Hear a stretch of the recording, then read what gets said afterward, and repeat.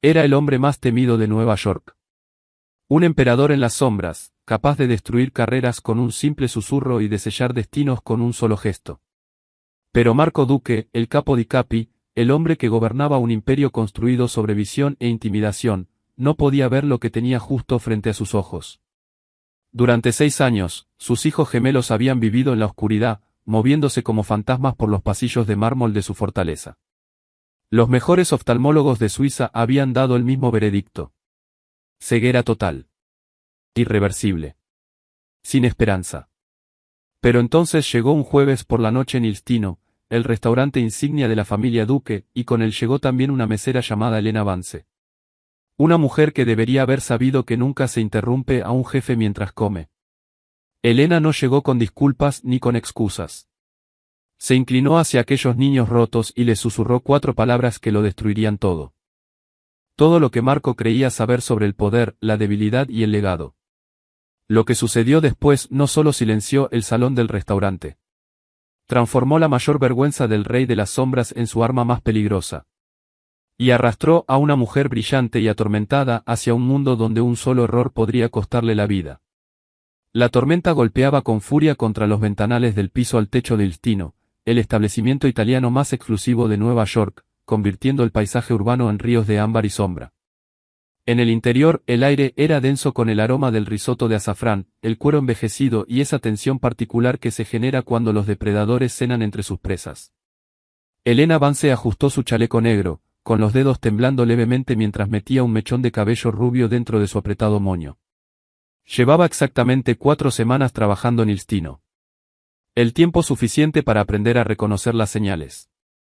Cuando el maitre, Salvatore Russo, empezaba a jalar su cuello y su voz bajaba a ese tono específico de pánico controlado, significaba que el jefe estaba por llegar. Vance. Salvatore apareció a su lado, cerca de la ventana de la cocina, con los dedos apretando el codo de Elena, rozando el dolor. Mesa 1. Te toca a ti. Elena contuvo la respiración. La mesa 1 no era simplemente una mesa. Era un trono. Estaba ubicada en la esquina noreste, bajo el candelabro murano, permanentemente reservada para Marco Duque. El hombre al que los tabloides llamaban capo di capi. El depredador supremo del inframundo de Nueva York. Elena había escuchado las historias. A un dueño de restaurante que le sirvió carne demasiado cocida le cancelaron misteriosamente el contrato al día siguiente. Y el local ardió hasta los cimientos una semana después. Pensé que Gianni cubría la mesa 1, dijo Elena, mirando hacia el mesero principal, quien de repente estaba muy ocupado puliendo copas de vino en el rincón más alejado del salón. Gianni llamó para decir que está enfermo, murmuró Salvatore, secándose la frente con un pañuelo de bolsillo. Tú eres todo lo que tengo. Sirves el agua. Tomas el pedido. No lo mires a los ojos. Y lo que más te pido, Elena, lo que más te suplico, ignora a los niños. Elena frunció el ceño. Los niños. Sus hijos. Los gemelos. Los trae a veces. La voz de Salvatore bajó hasta convertirse en un susurro casi imperceptible. Están dañados. Mantente alejada de ellos. No los atiendas. Ni siquiera los mires directamente. Capice. Antes de que Elena pudiera preguntar qué quería decir con dañados, las pesadas puertas de bronce de la entrada se abrieron de par en par con un peso teatral. El efecto fue inmediato.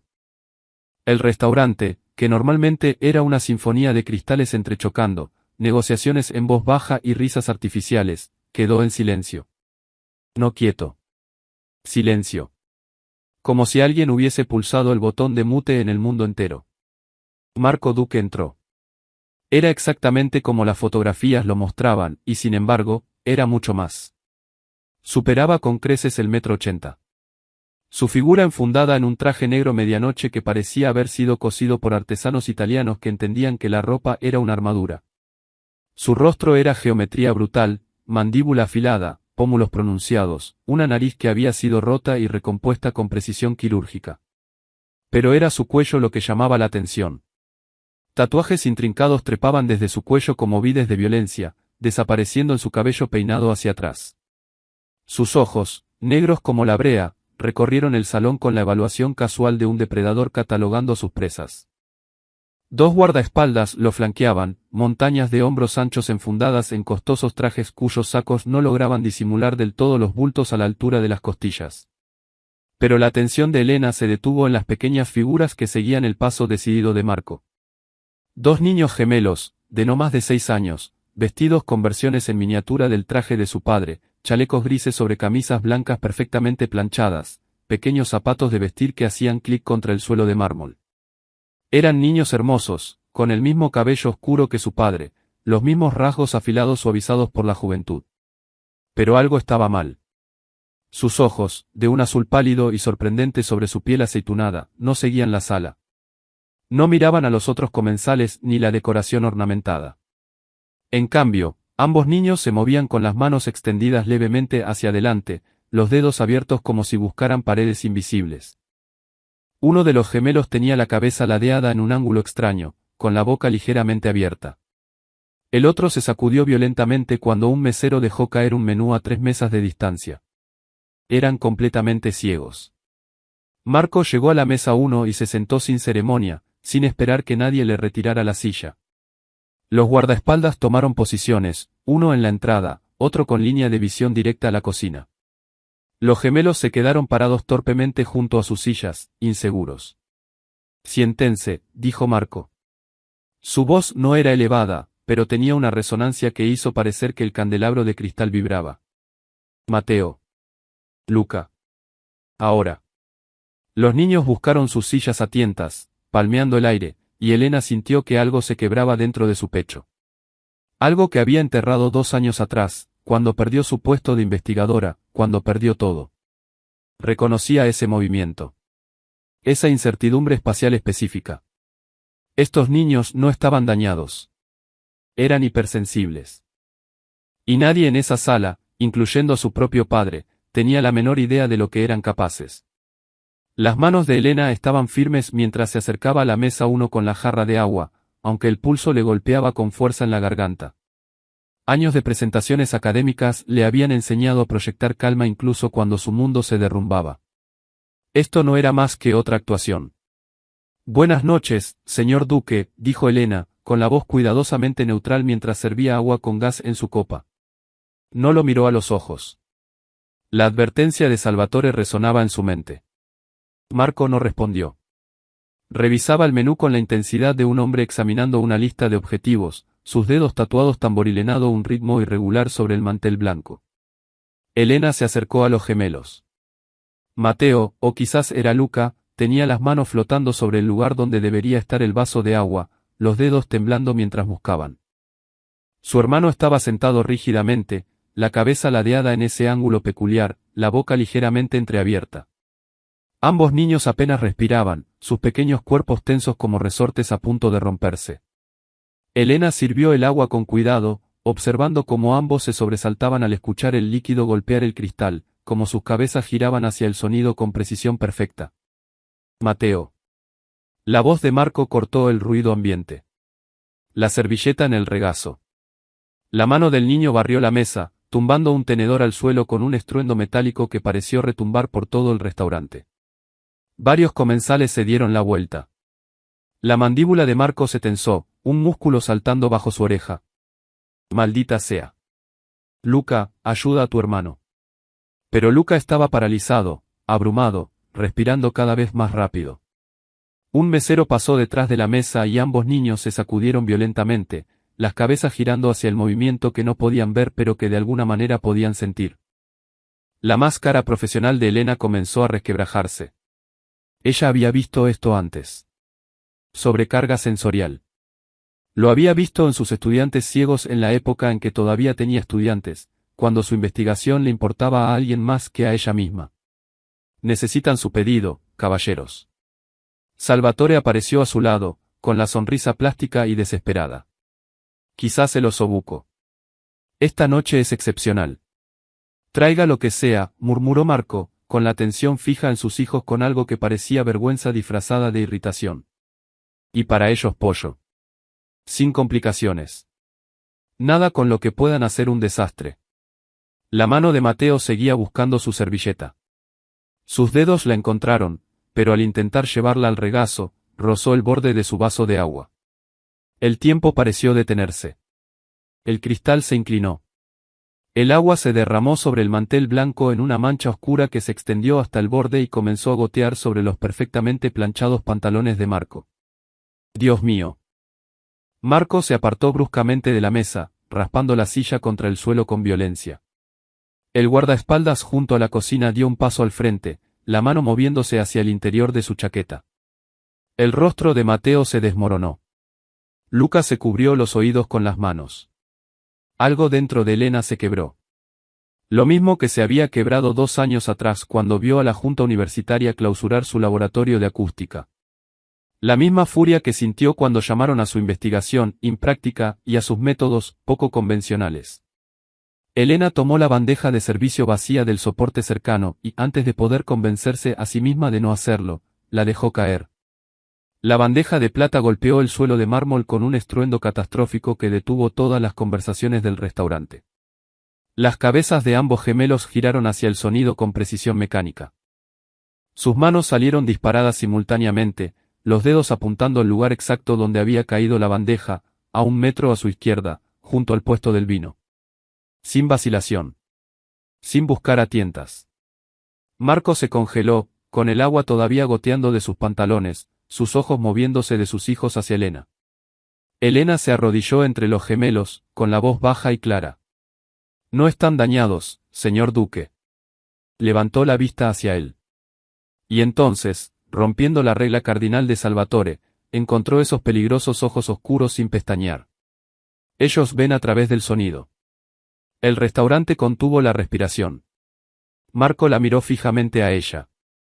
Luego miró a sus hijos, quienes ahora se habían girado hacia la voz de Elena con una orientación perfecta, sus ojos invidentes apuntando exactamente al lugar donde ella estaba arrodillada. ¿Qué dijo usted? Su voz era apenas un susurro.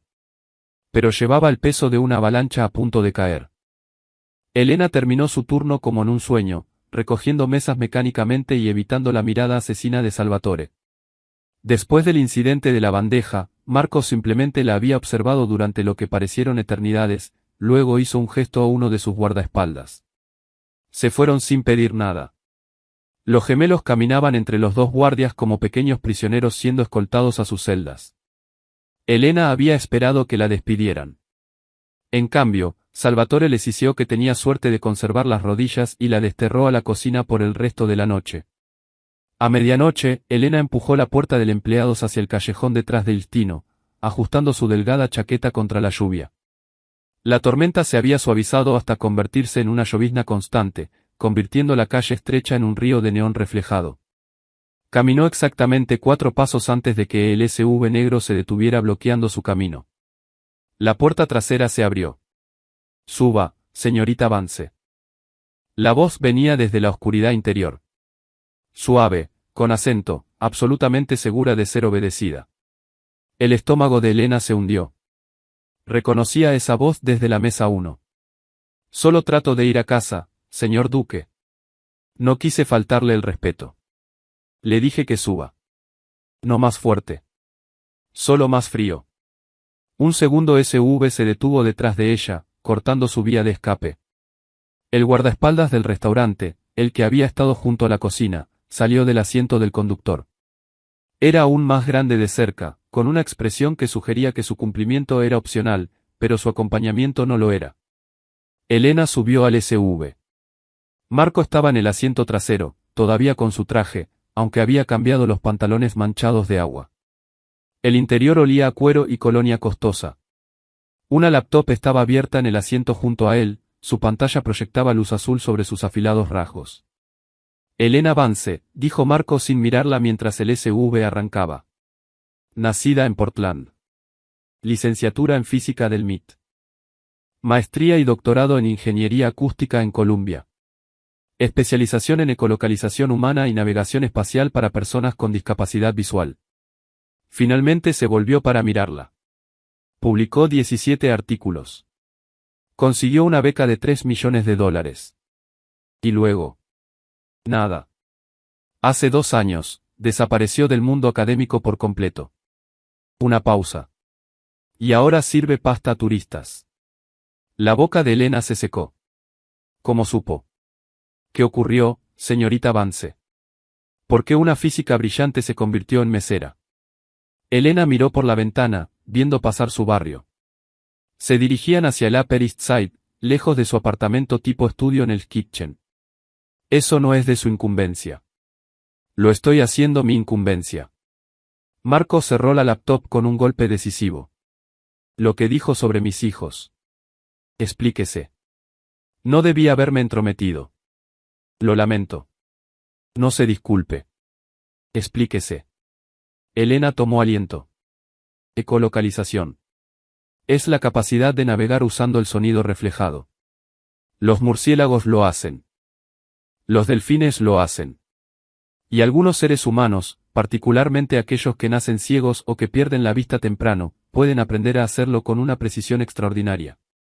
Sus hijos no son simplemente ciegos, señor Duque. Son hipersensibles a la información auditiva. La forma en que localizaron esa bandeja, la forma en que reaccionan al movimiento que no pueden ver pero sí escuchar, el desplazamiento de aire, los cambios sutiles en el sonido ambiente. Ya lo están haciendo de manera instintiva. Marco guardó silencio por un largo momento. Los doctores dijeron. Los doctores estaban mirando sus ojos. Yo estoy hablando de sus cerebros. Elena se volvió para mirarlo de frente. Con el entrenamiento adecuado, un entrenamiento verdaderamente dedicado, sus hijos podrían navegar en la oscuridad mejor que la mayoría de las personas pueden hacerlo a plena luz del día. El SV se detuvo frente a un edificio que Elena reconoció, una de esas fortalezas de preguerra en la Quinta Avenida que costaban más por mes de lo que ella había ganado en un año como profesora. Pero no se detuvieron. El vehículo giró hacia un garaje subterráneo. ¿A dónde vamos?, exigió Elena. A casa, dijo Marcos simplemente. Su apartamento ha sido vaciado.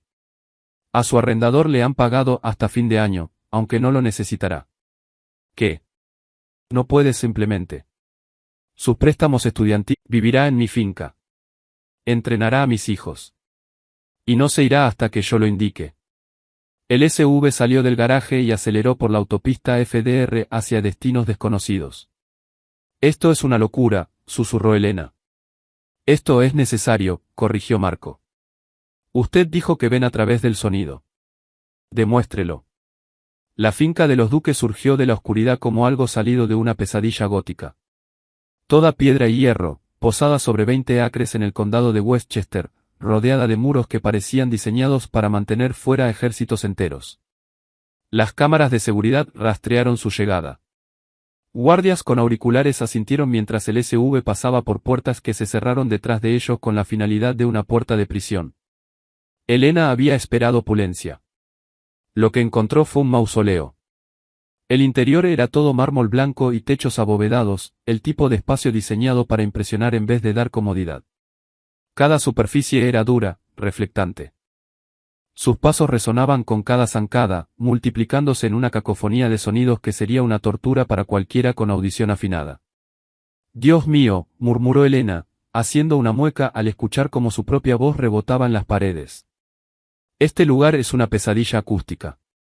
La expresión de Marco se oscureció.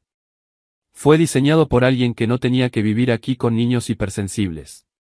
Elena giró lentamente sobre sí misma, observando el espacio excesivamente vacío, la ausencia total de materiales que amortiguaran el sonido. Cada ruido aquí se multiplica. No es de extrañarse que estuvieran abrumados en el restaurante. Probablemente viven en un estado constante de agresión sensorial. Una mujer de unos 60 años apareció desde un pasillo lateral, vistiendo un cardigan y cargando a un irritado gato anaranjado.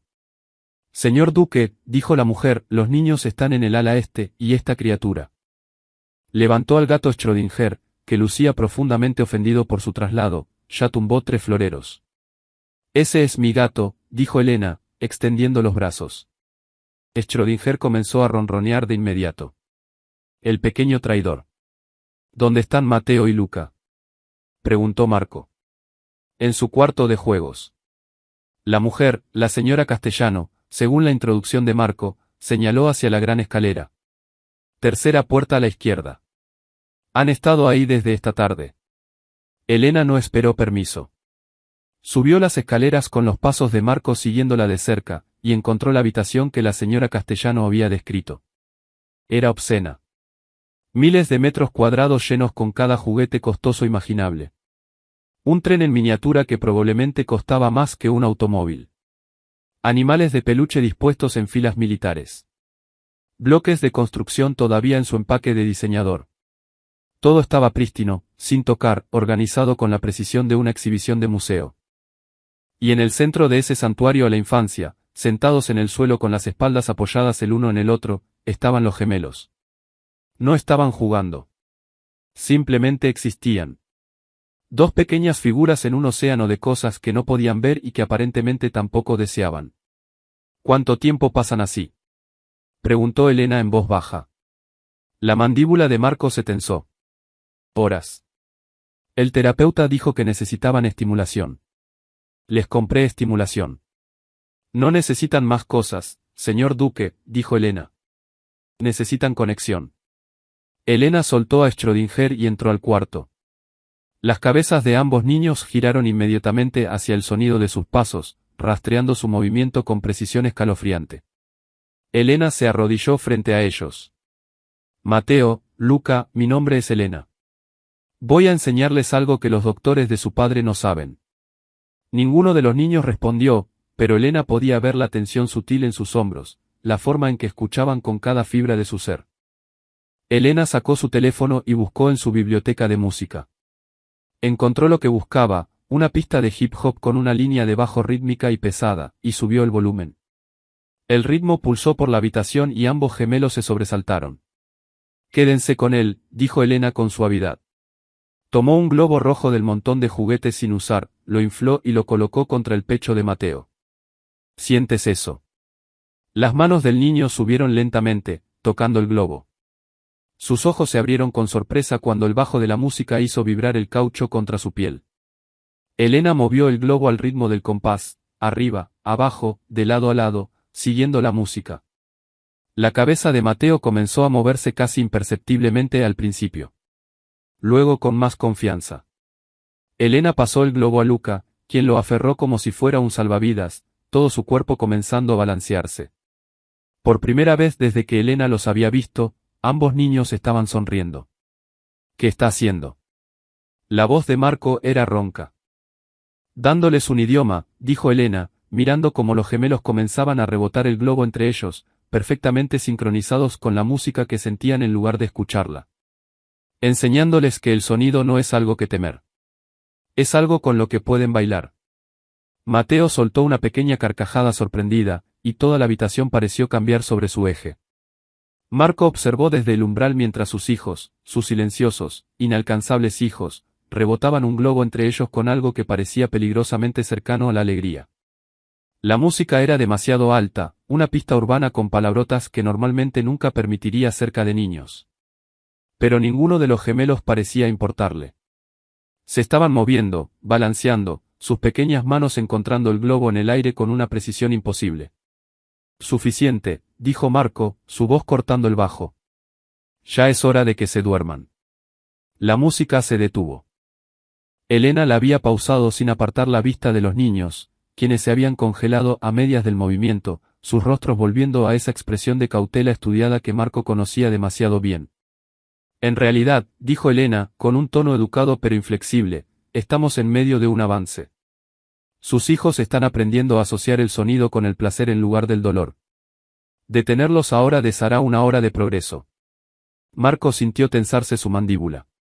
No estaba acostumbrado a que lo contradijeran, y mucho menos en su propia casa y por una mujer a la que había empleado hacía menos de 3 horas. Doctor Avance, venga aquí, interrumpió Elena, y tuvo la audacia de palmear el suelo a su lado. Siéntese, señor Duque. Perdón. Me oyó. Siéntese o váyase y déjeme trabajar. Pero no se quede merodeando en el umbral como un fantasma desaprobador. Los está poniendo nerviosos. Marco miró a los gemelos. Ambos niños habían vuelto sus rostros hacia él, sus ojos invidentes encontrando su ubicación con una precisión inquietante. Sus hombros estaban tensos de nuevo, las manos juntas en el regazo. Parecían estar esperando un castigo. Algo se retorció en su pecho. Marco entró a la habitación, a ese ridículo y costoso cuarto lleno de juguetes que sus hijos jamás habían querido, y se bajó al suelo junto a Elena. La posición le resultaba absurda. El capo di capi, sentado con las piernas cruzadas sobre una alfombra que costó $30.000, su traje arrugándose de maneras que harían llorar a su sastre. Bien, dijo Elena, como si él fuera un estudiante que finalmente había seguido instrucciones. Volvió a poner la música, ese mismo ritmo pulsante, y presionó el globo en sus manos. Sosténgalo contra su pecho. Igual que lo hicieron ellos. Marco sostuvo el globo torpemente. El bajo de la música lo hizo vibrar contra sus costillas. Una sensación extraña, casi íntima. Se sentía ridículo. Elena guió la mano de Mateo hacia el globo, colocando la pequeña palma del niño contra la superficie de caucho. Las vibraciones viajaron desde el pecho de Marco, a través del globo, hasta la mano de su hijo. Una conexión física. Un puente de sensaciones donde las palabras siempre habían fallado. El rostro de Mateo se transformó. Su boca se abrió levemente con sorpresa. Y luego, lentamente, con timidez, sonrió. No la sonrisa educada y vacía que Marco había visto en las fotografías. Algo real. Papá. La palabra era apenas un susurro. La garganta de Marco se cerró. Aquí estoy, Mateo. Puede sentir los latidos de su corazón a través de la vibración, explicó Elena con suavidad. Para él, ya no es solo una voz. Es una presencia que puede mapear, entender, con quién puede conectar. Elena dio también la mano de Luca hacia el globo. Así, ambos gemelos lo tocaban a la vez, sintiendo la música, sintiendo a su padre. Así es como ellos experimentan el mundo, señor Duque. A través del sonido, a través de las vibraciones, a través de patrones que usted y yo damos por sentados. Los tres permanecieron así sentados. Marco, rígido e incómodo. Los gemelos, relajados y presentes de una manera que él nunca había visto. Mientras la música sonaba, Luca comenzó a tararear, desafinado pero sincero, con la mano todavía apoyada en el globo. Los dedos de Mateo tamborileaban contra el caucho al ritmo. Marco se dio cuenta de que estaba llorando. No de manera obvia. No del tipo de derrumbe que comprometería su reputación. Pero las lágrimas resbalaban por su rostro de todas formas. 6 años. 6 años de especialistas y terapias y oraciones desesperadas a un Dios en el que no creía.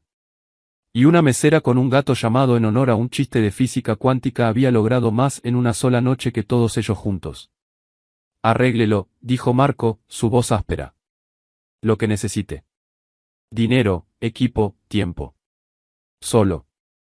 Miró a sus hijos, que ahora sonreían los dos balanceándose al ritmo de una música que no podían oír pero sí sentir. Ayúdeme a llegar a ellos. Elena encontró sus ojos, y por primera vez desde que Marco la había forzado a subir al SUV, Elena lo miró sin miedo. No puedo prometerle arreglar nada, señor Duque. Pero puedo enseñarles a todos cómo encontrarse a la mitad del camino. Elena despertó con el sonido de gritos. Voces amortiguadas y urgentes que llegaban a través de los pasillos de mármol de la finca. Revisó su teléfono. Las 3:17 de la mañana. Schrödinger ya estaba en la puerta, con la cola moviéndose agitada. Elena se puso jeans y un suéter y siguió el alboroto escaleras abajo, sus pies descalzos silenciosos sobre el frío suelo. Las voces la llevaron a la cocina, donde encontró a Marco desplomado en una silla. Su camisa blanca empapada de carmesí en el lado izquierdo mientras la señora Castellano presionaba paños de cocina contra sus costillas con manos temblorosas. Dios mío, exhaló Elena. La cabeza de Marco giró bruscamente hacia su voz. Su rostro estaba pálido, pero sus ojos, agudos. Sáquenla de aquí. Se queda, dijo la señora Castellano con firmeza. No puedo hacer esto sola. Y usted prohibió llamar al doctor Marchetti porque el doctor Marchetti habla, y si se corre la voz de que alguien logró acercarse. Marco siseó de dolor mientras la señora Castellano presionaba más fuerte. Elena actuó por instinto. La misma claridad que la había guiado durante las emergencias en el laboratorio se apoderó de ella. ¿Qué tan grave es? Atravesó de lado a lado, dijo uno de los guardaespaldas desde el umbral. Era el del restaurante, con el saco faltante y sangre en las manos. Calibre pequeño. No alcanzó nada vital, pero está perdiendo sangre. A la mesa de la cocina ahora. Elena ya se estaba lavando las manos en el fregadero, su mente catalogando lo que necesitaba. Señora Castellano, necesito paños limpios, su costurero, vodka del más puro que tenga, y superpegamento si hay en la casa. Superpegamento. La voz de Marco era tensa. El adhesivo médico es solo superpegamento caro. Nos las arreglamos. Elena se secó las manos y se volvió hacia él. Puede caminar. Marco se puso de pie, tambaleando ligeramente, y dejó que el guardaespaldas lo ayudara hacia la enorme mesa de la cocina.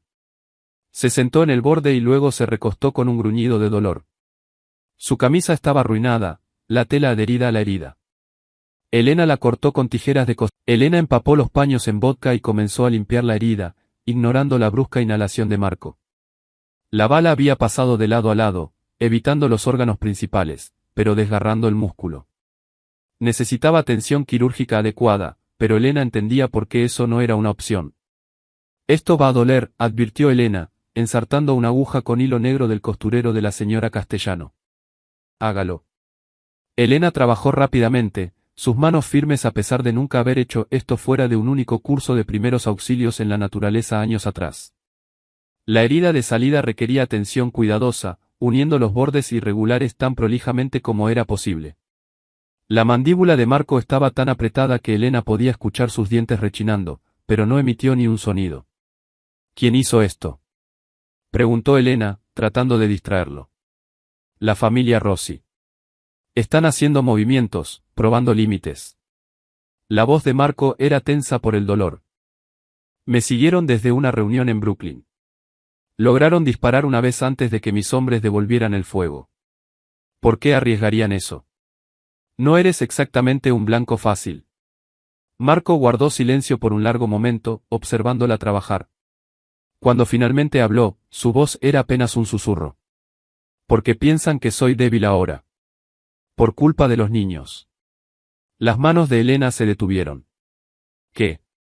En mi mundo, todo es una palanca. Todo es una debilidad potencial que explotar. Sus ojos oscuros encontraron los de ella. Tengo 2 hijos que no pueden ver el peligro venir, que no pueden defenderse, que ni siquiera pueden caminar por una habitación sin ayuda. Las otras familias miran eso y ven una oportunidad. Ven a un jefe distraído, vulnerable, comprometido. Entonces los ocultas. Los protejo, corrigió Marco con brusquedad. Pero sí, los mantengo alejados del negocio, lejos de la vista pública. Porque en el momento en que mis enemigos entiendan cuánto significan para mí. Se calló, con la expresión sombría. Los Rossi no son los únicos que observan. Son solo los primeros lo suficientemente audaces como para actuar.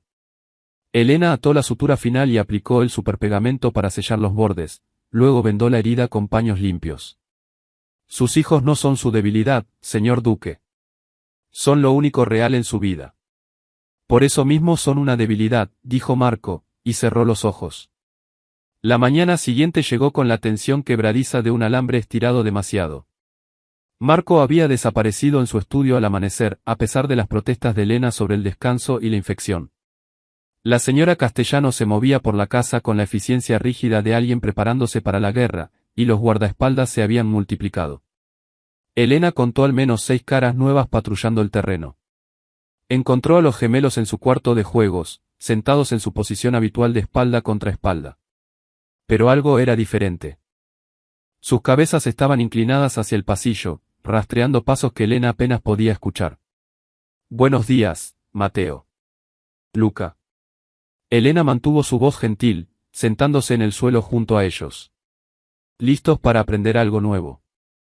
Mateo se estiró hacia su voz, su pequeña mano encontrando el brazo de Elena con sorprendente precisión. Papá está herido. Elena se quedó inmóvil. ¿Cómo supiste? Lo escuchamos, dijo Luca en voz baja. Sus ojos invidentes estaban dirigidos al suelo, pero su expresión era feroz. En la noche. Respiraba mal. Respiraba con miedo. Estos niños escuchaban todo. Por supuesto que lo hacían. Su padre está bien, los tranquilizó Elena, aunque el recuerdo de toda esa sangre le revolvía el estómago. Es más resistente de lo que parece. Elena estaba preparando la lección de la mañana, enseñándoles a identificar objetos por el sonido que hacían al caer, cuando Luca Santoro, el jefe de seguridad de Marco, un hombre de rostro pétreo, apareció en la puerta. Doctora Vance, el jefe la quiere en su estudio ahora. El estudio era de madera oscura y cuero, el tipo de habitación diseñada para la intimidación. Marco estaba sentado detrás de un escritorio enorme, con el rostro gris de dolor a pesar de los vendajes frescos que Elena podía ver debajo de su camisa negra. 3 hombres más estaban en la habitación. Santoro, otro guardaespaldas y un hombre delgado con gafas que parecía un contador. El ataque de anoche no fue oportunista, dijo Marco sin preámbulos. Conocían mi ruta. Sabían que estaría solo excepto por un guardia. Sabían la hora exacta en que pasaría por esa intersección. La boca de Elena se secó. ¿Cómo? Alguien se los dijo. La voz de Marco era plana, controlada, pero sus manos estaban apretadas sobre el escritorio. Alguien en esta casa. Alguien con acceso a mi agenda. Señor, habló nerviosamente el hombre delgado, aparentemente el jefe de operaciones del hogar. Revisé a todos los que conocían sus movimientos de ayer. La lista es corta. La señora Castellano, yo, Santoro, y el equipo asignado a su vehículo. Personas en las que he confiado por años, dijo Marco. Lo que significa que o mi criterio tiene fallas catastróficas, o alguien fue comprometido. Santoro aclaró la garganta. Hay otra posibilidad. La nueva contratada. Todos los ojos de la habitación se volvieron hacia Elena. Ella llega y en menos de 24 horas usted recibe un disparo, continuó Santoro, con un tono razonable y devastador. Tiene acceso a la casa, a sus hijos, a su agenda privada. Pudo fácilmente haber contactado a los Rossi. Elena sintió el hielo deslizarse por su espalda. Me trajeron a esta casa a la fuerza. Ni siquiera sabía a dónde nos dirigíamos hasta que llegamos. O eso es lo que quiso que creyéramos. Santoro dio un paso hacia ella. Estaba investigando armas acústicas en Colombia antes de desaparecer. Quizás los Rossi la reclutaron. Quizás todo este asunto de la ecolocalización es una manera de acercarse. Suficiente. La voz de Marco chasqueó como un látigo. Marco se puso de pie, haciendo una mueca ante el movimiento, y rodeó el escritorio para quedar frente a Elena directamente.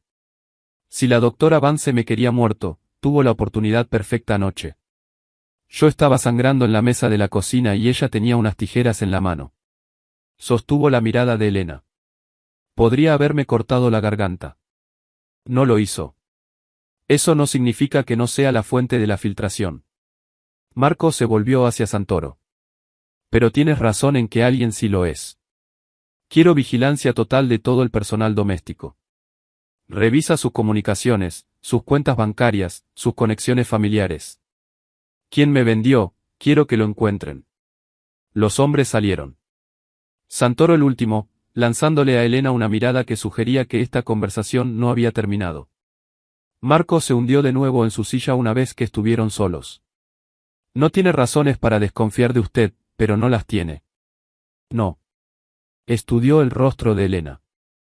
Los gemelos confían en usted. Ellos no confían en nadie. Eso es recomendación suficiente. Las manos de Elena temblaban. Si realmente hay un traidor aquí, sus hijos están en peligro. Lo sé. La expresión de Marco era sombría. Por eso va a enseñarles más rápido. Todo lo que estaba planeando. Autodefensa a través del sonido. Todo. Se nos acaba el tiempo. 3 días de entrenamiento intensivo habían transformado a los gemelos. Ya podían navegar el ala este sin asistencia, identificar a las personas por sus pasos, y detectar cambios en la acústica de una habitación que la propia Elena no podía percibir. Pero seguían siendo niños, todavía confinados entre los muros cada vez más claustrofóbicos de la finca, y Marco había tomado una decisión ejecutiva. Salimos, anunció en el desayuno, con la herida claramente todavía molestándolo a pesar de sus esfuerzos por ocultarlo. El jardín botánico del Bronx. Lo alquilé para esta tarde. Elena dejó su café. Es prudente eso. Después de la filtración. No puedo tenerlos en una fortaleza para siempre. La mandíbula de Marco estaba firme. Necesitan experimentar el mundo, no solo escuchar hablar de él desde adentro de estas paredes. Además, el jardín estará vacío excepto por mi equipo de seguridad. Santoro ya hizo el reconocimiento del lugar. Y así fue como Elena se encontró 2 horas después caminando por el invernadero con la mano de Mateo en la suya, mientras Luca sostenía la de Marco. El aire era denso de humedad y el aroma de las orquídeas, y los gemelos estaban abrumados de la mejor manera posible, con los rostros vueltos hacia arriba, las bocas ligeramente abiertas, absorbiendo cada eco, cada susurro de hojas. «Hay agua», dijo Mateo de repente, jalando a Elena hacia el sonido de una fuente. «Agua que se mueve. Suena como». Hizo una pausa, buscando las palabras. «Como vidrio rompiéndose, pero suave». «Exactamente correcto», sonrió Elena. Habían estado trabajando en metáforas, en darle lenguaje a lo que los gemelos percibían. «¿Pueden decirme cuán lejos está?» Ambos niños inclinaron las cabezas, perfectamente sincronizados. 20 pasos, dijo Luca con confianza. En realidad eran 18, pero Elena no iba a desanimar ese nivel de precisión. Se movieron por el invernadero mientras el equipo de seguridad de Marco mantenía un perímetro discreto. Elena podía ver al menos 4 guardias, aunque sospechaba que había más que no podía identificar. El propio Marco parecía más relajado de lo que Elena lo había visto, observando a sus hijos explorar con algo que se aproximaba al asombro. «Papá», llamó Luca. «Podemos ir afuera, al edificio de vidrio que vimos antes». Se dirigieron hacia el exterior. Los gemelos navegaban los escalones con confianza creciente. Elena estaba explicando cómo los paneles de vidrio crearían reflexiones acústicas diferentes cuando Mateo de repente se puso rígido. «Algo está mal», susurró Mateo. Elena se arrodilló junto a él. «¿Qué escuchas?» «No escucho». Su mano salió disparada, apuntando hacia un panel de vidrio en el edificio de enfrente. «Veo. Luz rara. Demasiado brillante». Buscó la comparación. «Como cuando brillas el reloj de papá en la pared». La sangre de Elena se heló. Un reflejo. Agudo, enfocado. El tipo de reflejo que viene de franco de un tirador. Elena no pensó. No vaciló. Agarró a ambos gemelos y se lanzó hacia un lado justo cuando el panel de vidrio detrás de ellos explotó. El chasquido del rifle llegó un segundo después, resonando por el jardín. Marco ya estaba en movimiento, su cuerpo cubriendo a sus hijos incluso mientras Elena los hacía rodar detrás de una maceta de piedra. Más disparos. 3, 4, hendiendo el aire donde habían estado parados. Abajo. La voz de Marco era gélida. Su mano había sacado misteriosamente una pistola de debajo de su chaqueta. Santoro. Techo noreste. El equipo de seguridad estalló en acción. El fuego de respuesta chasqueó desde múltiples posiciones. Elena presionó a los gemelos contra la maceta, su cuerpo protegiéndolos. Su corazón latía tan fuerte que pensó que podría romperse a través de sus costillas. Luca lo vio, dijo Mateo contra su hombro, con la voz temblorosa pero clara. Vio el reflejo. Nos salvó. Elena miró al niño. A ese niño de 6 años que acababa de identificar el punto de mira de un francotirador por la manera en que la luz se doblaba a través del vidrio, y sintió que algo cambiaba en su comprensión de lo que estos niños podían llegar a ser. Marco gritaba órdenes, sus hombres moviéndose con eficiencia practicada hacia la fuente del tiroteo. Los disparos se habían detenido. O el francotirador estaba muerto o había huido. Despejado. La voz de Santoro llegó a través del auricular de Marco. Objetivo abatido. 2 hostiles, ambos eliminados. Señor, necesitamos moverlo ahora. Marco agarró el brazo de Elena, jalando a ella y a los gemelos hacia los SU-versus en espera. El jardín fue rastreado. Tuve 8 hombres revisarlo esta mañana. Su voz era ronca de furia y algo que podría haber sido miedo. Alguien les dijo que estaríamos aquí. Alguien en mi círculo interno está tratando de matar a mi familia. Luca lloraba ahora, lágrimas silenciosas resbalando por su rostro, pero su mano todavía apuntaba hacia donde había estado el francotirador, sus ojos invidentes rastreando la amenaza incluso después de que hubiera desaparecido. Lo vio, dijo Elena a Marco mientras llegaban a los vehículos. Su hijo vio el peligro venir antes que cualquiera de nosotros. Marco miró a Luca, luego a Mateo, quien tenía los brazos envueltos protectoramente alrededor de su hermano. Entonces los enseñamos a verlo todo, dijo Marco en voz baja. Porque la próxima vez puede que no tenga 8 guardias armados. Hizo una pausa. La próxima vez quizás solo se tengan el uno al otro. No llegaron de regreso a la finca. El SUV estaba a 3 cuadras del jardín botánico cuando el teléfono de Marco vibró. Elena observó cómo su rostro se convertía en piedra. Detenga el auto, dijo Marco en voz baja. Santoro, al volante, miró por el espejo retrovisor. Señor, necesitamos llevarlo a, dije que detenga el auto. El SUV se detuvo junto a la acera. Marco miró su teléfono por un largo momento, luego se lo pasó a Elena. El texto era de un contacto etiquetado simplemente como siguen vivos. Maldita sea, Marco. Se suponía que estaría solo. Esto complica las cosas. El estómago de Elena se hundió. ¿Quién es Vini Bassiano?, dijo Marco, con la voz completamente plana. Mi primo. Mi jefe de operaciones en los puertos de Nueva Jersey. Lo conozco desde niños. Miró a Santoro. ¿Cuánto tiempo? El rostro de Santoro se había puesto pálido. Jefe, le juro que no lo sabía. ¿Cuánto tiempo ha tenido Vini acceso a mi agenda? 2 años. Desde que lo ascendiste. Las manos de Santoro se apretaron en el volante. Él coordina tus movimientos con las operaciones del puerto. Nunca pensé. La familia no piensa. La familia lo hace, dijo Marco amargamente. Cuando hay suficiente dinero de por medio, la familia siempre lo hace. Llegó otro texto. Esta vez era una dirección en el Bronx, una zona industrial cerca del frente marítimo. Ven solo o empiezo a enviar pedazos de la señora Castellano a tu casa. Tienes 20 minutos. Tiene a la señora Castellano, exhaló Elena. Marco ya estaba en movimiento, revisando su arma, su rostro una máscara de furia fría. Santoro, lleva a la doctora Vance y a los niños a la casa segura en Connecticut. No te detengas. No llames a nadie. Si no tienes noticias mías en 3 horas, contacta a mi abogado. Papá, no. La voz de Mateo era pequeña pero firme. No vayas solo. Tengo que hacerlo, Figlio. Es la única manera de mantenerlos a salvo. Entonces nosotros también vamos, dijo Luca. Ambos gemelos tenían los rostros vueltos hacia su padre con una precisión desconcertante. Podemos ayudar. La expresión de Marco se suavizó por apenas un momento. Ya nos salvaron una vez hoy. Eso es suficiente heroísmo para 2 niños de 6 años. Marco besó las frentes de ambos, luego miró a Elena. Manténgalos vivos. Pase lo que me pase a mí, manténgalos vivos. Marco.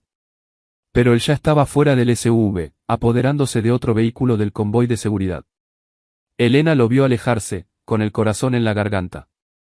La bodega era exactamente lo que Marco esperaba, abandonada, aislada, perfecta para una ejecución. Vini estaba dentro, iluminado por el sol de la tarde que entraba a través de ventanas rotas. La señora Castellano estaba sentada atada a una silla, la boca amordazada, los ojos muy abiertos de miedo. Primo, dijo Vini, con un filo de arrepentimiento en la voz. Ojalá no hubiera llegado a esto. Marco mantuvo las manos visibles, su arma en la funda. ¿Cuánto te están pagando los Rossi? 5 millones más el control de la corporación de Newark. Vini se encogió de hombros. ¿Entiendes los negocios, Marco? Nada personal. Tienes razón. No es personal. Marco dio un paso adelante. Es familia. Lo que lo hace peor. Esos niños ciegos te ablandaron, dijo Vini, levantando su arma. El viejo Marco habría visto esto venir hace meses. Pero has estado demasiado ocupado jugando a ser padre de juguetes rotos. El insulto murió en su garganta cuando Marco se movió. No hacia Vini, sino hacia la señora Castellano, usando su silla como cobertura mientras rodaba detrás de un pilar de concreto.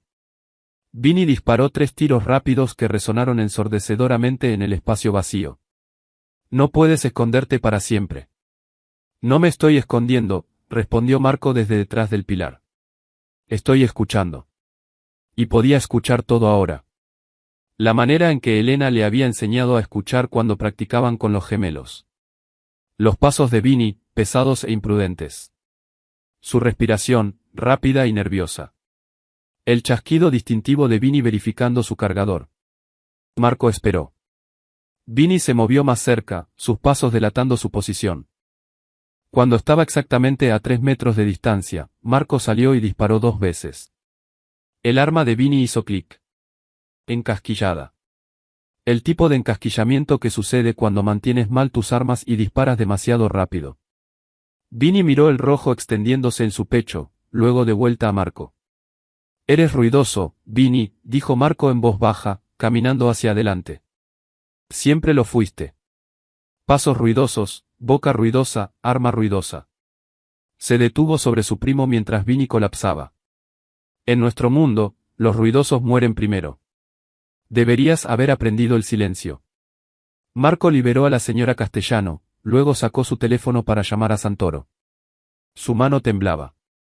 No de miedo, sino por la comprensión de que si sus hijos no hubieran aprendido a escuchar el peligro venir, si Elena no les hubiera enseñado a traducir el sonido en supervivencia, ninguno de ellos habría salido vivo de ese jardín. La familia lo había traicionado. Pero su familia de verdad, lo había salvado. La casa segura en Connecticut era una colonial modesta. Nada como la fortaleza de mármol que habían dejado atrás.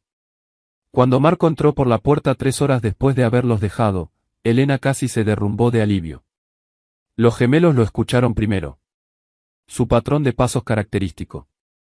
Y corrieron hacia él con una confianza que nunca antes habían tenido.